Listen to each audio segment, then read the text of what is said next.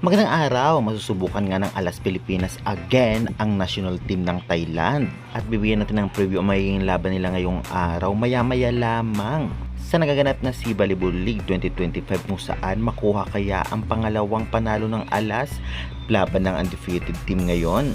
Anong team ang posibleng manalo? Yan ang ating pag-uusapan sa video ito. Kaya before that guys, please naman, don't forget to like, comment, and subscribe, and pa-hit the notification bell para lagi po kayong updated sa kamabanggang video about sa volleyball dito sa Pilipinas. Guys, pa-subscribe naman, maraming salamat.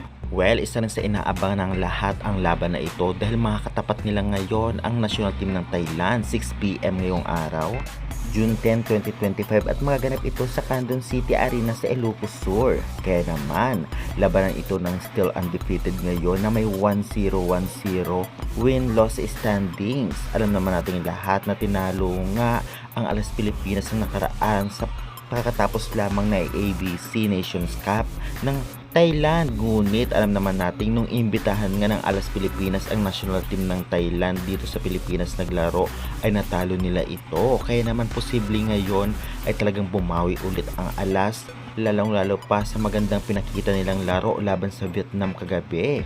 Alam naman natin lahat na kahit wala si Brian Bagunas at Mark Espejo ay lumaban talagang Alas Pilipinas laban sa Vietnam at 3 straight sets lamang ay panalo sila.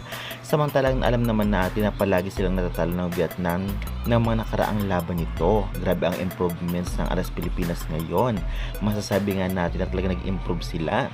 Maganda rin ang laro ng Alas dahil less error sila ngayon at talagang natuto sila. May mga error man ngunit nakakabawi, hindi kagaya ng dati sa laban nila sa ABC at Alas Pilipinas Invitational na talagang grabe talaga yung error. Parang isang set na yung error nila kaya natalo sila. Less error lang ay talagang mapapanalo nila laban sa Thailand ang larong ito maya-maya lamang. At syempre, dapat gumana ulit ang kanilang opensa at depensa. Nakitang-kita nga natin sa Vietnam. Grabe din talaga itong si Orjales, budin at diskitado.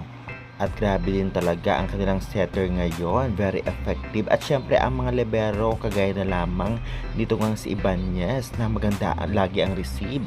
Sana tuloy-tuloy ang laro at magandang laro nila. Lalong-lalo na ngayon napakalakas pa rin ng mga kalaban nila ang Thailand na alam naman nating mahirap talunin noon pa ng Alas Pilipinas. At sa nakikita ko para sure ball ang win nila ay kailangan nilang lamangan agad ang kalaban kagaya sa Vietnam para makaiwas o hindi masyadong mahaba ng kalaban ang kanilang scores. Dahil kung ating papansinin ay talagang palitan lamang ang scores pagdating sa men's volleyball dahil malalakas talagang pumalo. Kaya dapat less error at talagang lumamang agad ang team na Alas para sure ball ang panalo nila. Kaya good luck na lamang. Sa tingin nyo guys, kayanin kaya ulit matalo ng Alas ang Thailand national team? I-comment nyo na yan at huwag kalimutan mag-like and subscribe for more updates.